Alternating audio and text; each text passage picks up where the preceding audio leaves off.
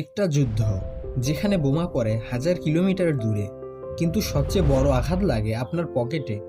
আপনি কি জানেন কেন যুদ্ধ শুরু হলেই গরিব মানুষ আরো গরিব হয়ে যায়?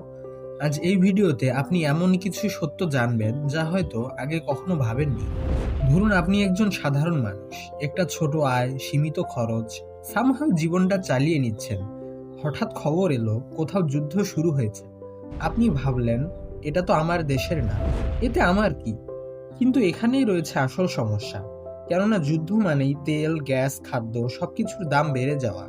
এই সবকিছুর মধ্যে হয়তো তেলের দাম বৃদ্ধি আমাদের জীবনকে সবচেয়ে বেশি প্রভাবিত করে, কারণ আধুনিক অর্থনীতি তেল নির্ভর। ফলে অন্য সকল নিত্য প্রয়োজনীয় দ্রব্যের দাম বৃদ্ধি পায়। এর ফলে সবচেয়ে বেশি কষ্ট পায় কে? যে মানুষ প্রতিদিন হিসাব করে খরচ করে, অর্থাৎ গরিব মানুষ। এরপর আসে আপনার ইনকামের ওপর ধাক্কা। যুদ্ধ শুধু দামই বাড়ায় না, আপনার ইনকামের ওপরও প্রভাব ফেলতে পারে।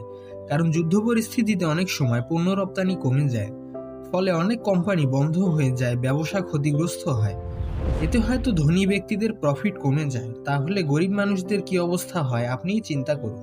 এরপর যুদ্ধ পরিস্থিতিতে টাকার মূল্য ধীরে ধীরে কমে যায়। যুদ্ধের সময় অনেক দেশ বেশি টাকা ছাপায়।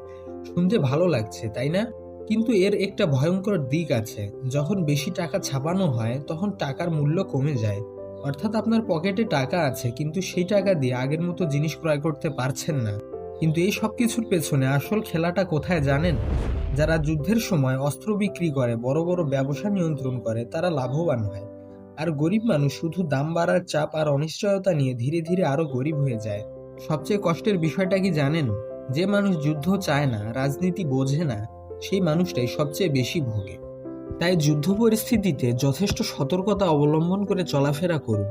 আর যদি ভিডিওটি ভালো লাগে তাহলে অবশ্যই একটি লাইক করবেন এবং এরকম নিত্য নতুন ভিডিও পেতে চ্যানেলটি অবশ্যই সাবস্ক্রাইব করবেন। ধন্যবাদ।